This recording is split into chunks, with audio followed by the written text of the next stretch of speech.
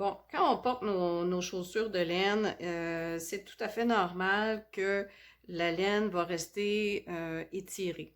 Après les avoir portées beaucoup, c'est sûr que la laine, la chaussure se déforme très légèrement. Et puis, c'est sûr aussi que ça dépend au nombre de fois que vous les portez. Et aussi, c'est sûr, ça dépend de la sorte de laine.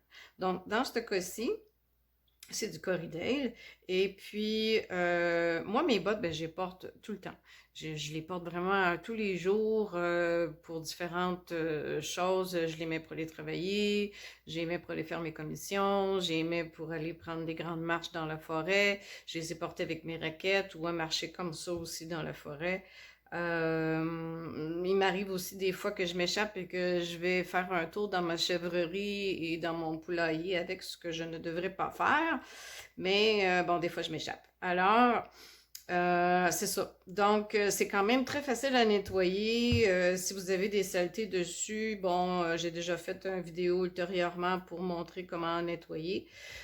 Ensuite de ça, mais là ici, dans mon cas, c'est que voyez-vous, le fait que j'ai appliqué du cuir ici, le cuir, lui, c'est sûr que lui, le cuir, il étire pas. Donc, il retient la laine, mais la laine qui est à côté, elle a étiré. Donc, j'aime pas, là, ici, l'effet que ça donne. Ça fait comme une genre de bosse ici par-dessus mon pied et je trouve pas ça très élégant. J'aime pas tellement ça. Donc, ce que je vais faire, c'est que je vais les refeutrer un peu pour ramener tout simplement la laine et en même temps, ben, ça va leur faire un petit nettoyage, ça ne fera pas de tort.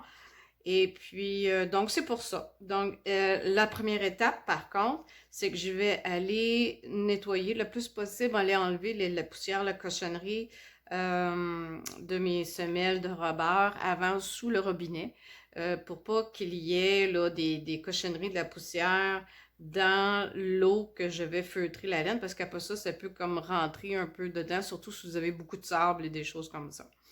Donc, je reviens.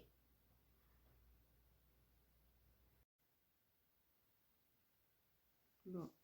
Alors, après avoir rincé la semelle de Robert, donc on prend un contenant, une marmite ou un saladier, peu importe, mais avec de l'eau chaude.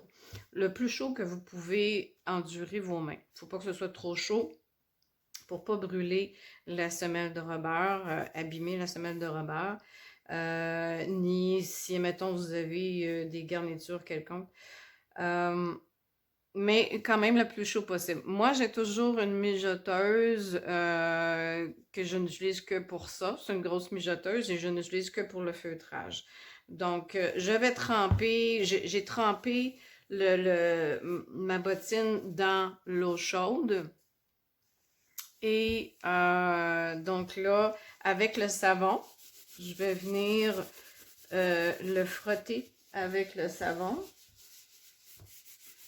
Comme ceci. Alors, dans le fond, moi, le but est de nettoyer un peu et de revenir replacer ma laine. Ici, j'ai pas la langue de la chaussure, j'ai pas besoin de la travailler. Elle a pas bougé, ou même si elle aurait bougé un peu, c'est pas très grave, parce que ça, c'est à l'intérieur, c'est pas quelque chose qui paraît vraiment. Mais le bas du pied et le bord comme ça ici, où ce qu'il y a nos lacets, le talon. Alors, je viens frotter avec le savon. On peut également aussi frotter à l'intérieur avec le savon. Donc, dans le fond, pour venir replacer ma laine ici, alors je vais venir tout simplement le frotter. Alors, c'est sûr, vous vous souvenez qu'on a appris dans les ateliers que quand le sens que l'on frotte, ça va faire rétrécir la laine. Donc, il faut faire attention. Quand nos chaussures sont déjà toutes fabriquées et qu'on fait seulement comme un nettoyage ou un petit lifting pour remonter la laine, alors c'est sûr qu'on fait attention pour ne pas trop aller dans le même sens parce que ça va faire rétrécir la longueur de notre pied ici, puis après, ben, ça va être comme trop serré pour nos orteils.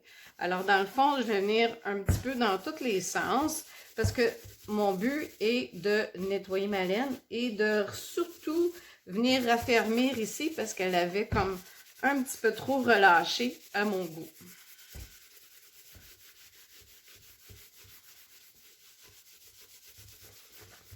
Et bien entendu, quand même aussi, je raffermis mon talon, c'est-à-dire plutôt ma cheville.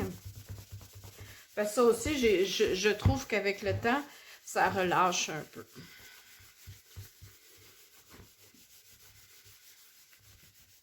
Alors, c'est pas vraiment très long. Alors, avec l'eau chaude et le savon, la laine se raffermit. Elle redevient plus dure, si vous voulez.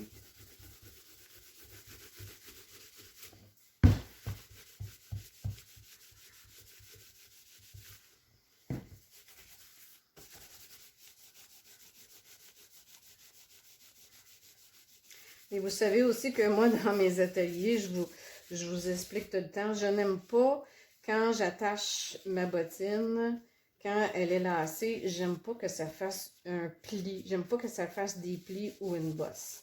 Alors, je viens frotter plus sur le sens, comme ça ici, de la largeur.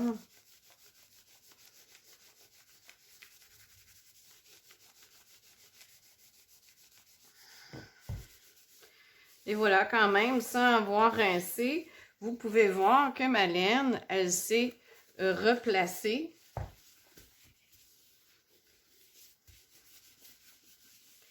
Alors, je vais aller la rincer sous l'eau chaude et l'eau froide.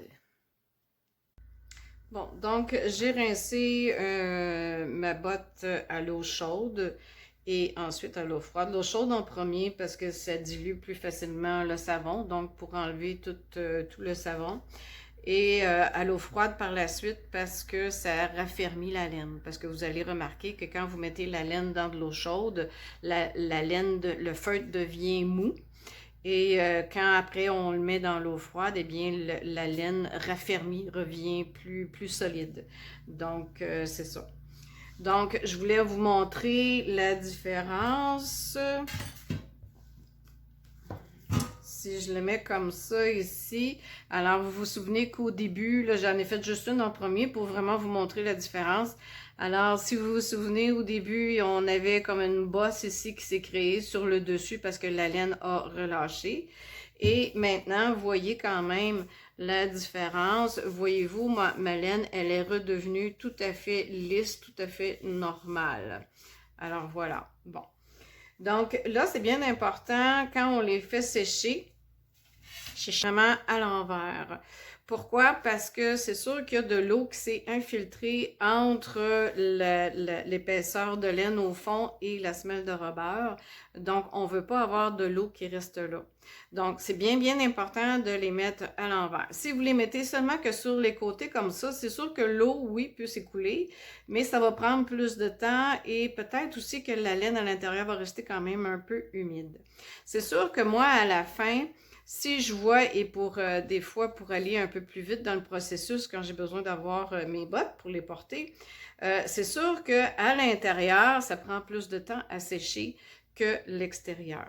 Donc, à la fin, quand tout le reste est sec et que je vois qu'il y a quand même de l'humidité à l'intérieur, alors là, à ce moment-là, je vais le mettre couché comme ça sur un grillage et je vais mettre un ventilateur pour venir vraiment créer, pour venir faire sécher l'intérieur de la bottine.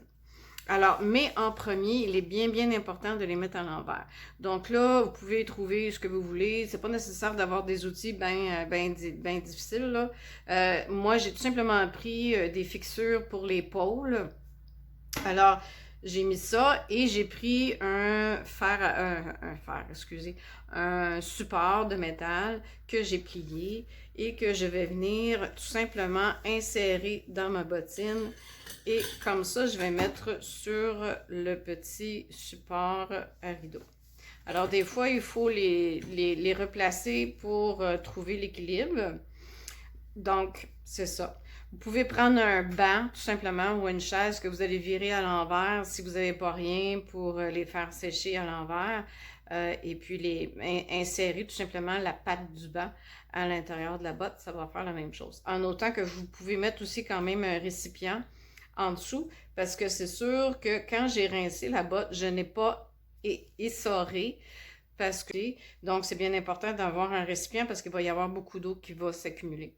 Et voilà, ben, c'est tout. Alors, nos bottes sont redevenues belles, belles, belles et on peut continuer à aller jouer dans la neige.